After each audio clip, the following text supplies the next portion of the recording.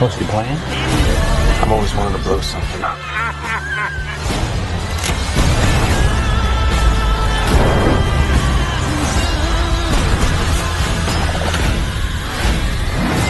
How many men, you say?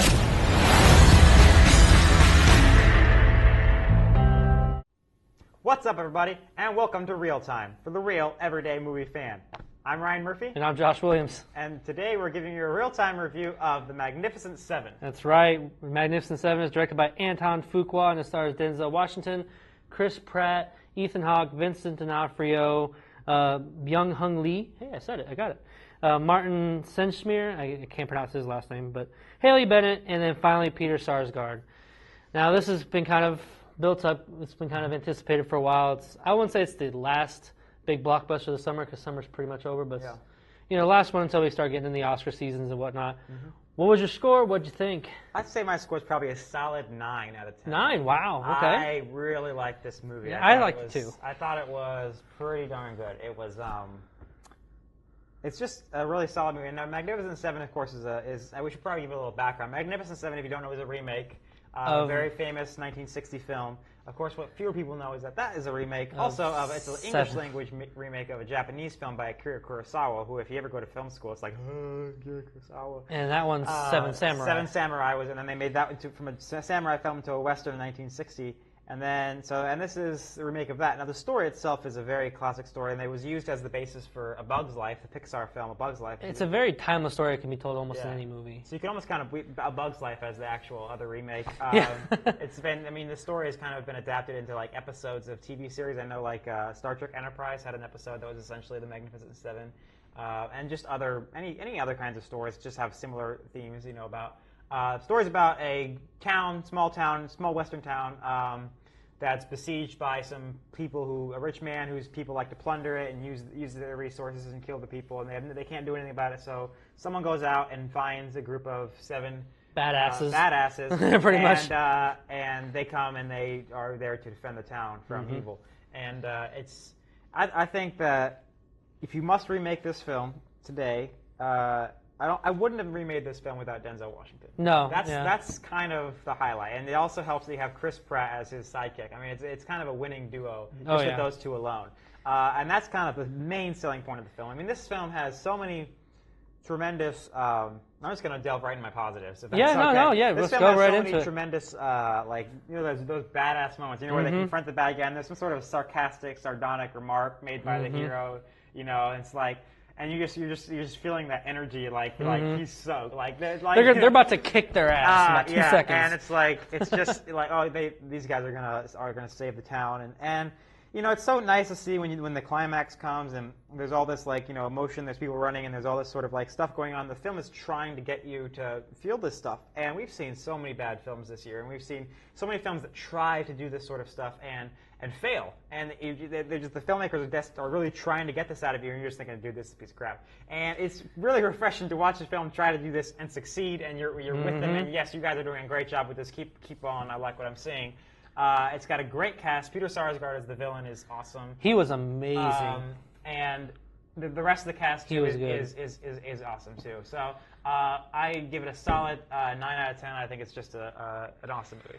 I'm a little lower than you. I'm still gonna give it. It's a good solid like 8.4. Okay. 8.4 out of 10. Not by much. I did love it a lot too. This movie was a lot of fun. What I loved the fact was, it didn't try to be anything else than what it was. It was just it was trying to go for a fun action western. I mean, yeah, they dove in a couple of very dramatic scenes, especially with Denzel Washington's character, when you find out his motives of why he's even helping these townspeople. And like the rest of them, they're just kind of, you know, scoundrels and outlaws. They're just doing it for the money, which is, you know, perfectly fine. But I mean, they didn't try to, you know, be a dramatic, emotionally impactful movie, and I liked that. It just was a fun popcorn action western, and I enjoyed the hell out of it. He brought up Denzel Washington, of course. They're great. I kind of want to bring up Vincent D'Onofrio. He was hilarious to me. That's one of my negatives. Oh, really? Like, to me, okay. He grew on me, but like when he was first introduced, I was like, oh my gosh, because I'm one of the few people who was not a fan of him in Daredevil. Oh, I love him in Daredevil. I love him. With Daredevil and his first 5 minutes in this movie, I was like, does he have to look like he's about to cry in every role that he takes? Because he spent 13 episodes of Daredevil looking like he was going to cry, and he's the first 5 minutes he's introduced like, I'm just so sad. I was just like, oh my gosh, Vincent. But he kind of like lessens on that as the film goes on. He's more. Well, I love that he just transforms himself so much into a character. Like he has this high-pitched voice that sometimes it's hard to understand what he's saying, but he's also just kind of a subtle, jokingly sarcastic guy in a weird way. And I loved him as a character. And some of the even banter in between all of them, I kind of felt like it was one of those like Guardians of the Galaxy moments where the group, but everything surrounding the movie was amazing, but the group was especially the biggest highlight for me. Just them joking between each other, because you tell they love giving each other shit, even though they hardly know each other. Yeah. They're just a bunch of outlaws who just don't care what people say, or don't care what people think. Yeah. And I loved it. But one of the things I loved was the cinematography. Mm-hmm. I mean, there were some shots in this movie. I mean, Antoine Fuqua's direction in this movie was masterful. It was very well paced. It was very well paced, too. Antoine Fuqua is a very quality director. He's very versatile, too, and I love that. But some of these scenes he chose, like how he chose to like show a big scope of like the scenery, or the scope where you see a bunch of Peter Sarsgaard, Bogue, all of his bad guys toward the end of the last fight. Just the shot of all of them, and that one scene is like, damn, that looks good. And then toward the end, there's a shot of, I'm not gonna give away what happens or what you're seeing, but there's also this, you see a lot of the landscape, like you see the snowy mountains mixed with the town and mixed with some of the river spots. It looked like a portrait. It was beautiful. That was one of my biggest things. So let's jump to the negatives. What was, besides Vincent D'Onofrio, like what did you not like? Not a whole lot. That was actually, and then like I said, even he grew on me as the film went on. I think he kind of went in more versatile directions with it. There's really not a whole lot. I feel like, I don't know. There's just as a filmmaker, or at least trying to something you make myself. Stuff, so as someone who went to film school, I'll say there's a million times I've watched a movie and I think I would have done that differently. I would have done that differently. But I don't know if those really count as negatives. So for me, it's just a very positive film. It's not a world-class great film, but I just watched this film, and again, as a filmmaker, thought, man, it would have been so much fun to make this. Mm-hmm. Just like there's just so much going on, and the climax is just so big, and you understand how it costs so much money to make these films.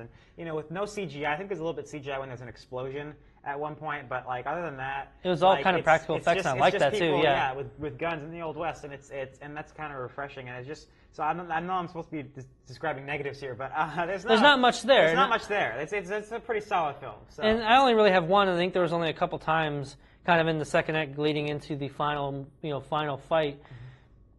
I got a little bored a couple times, just a couple, because it's kind of.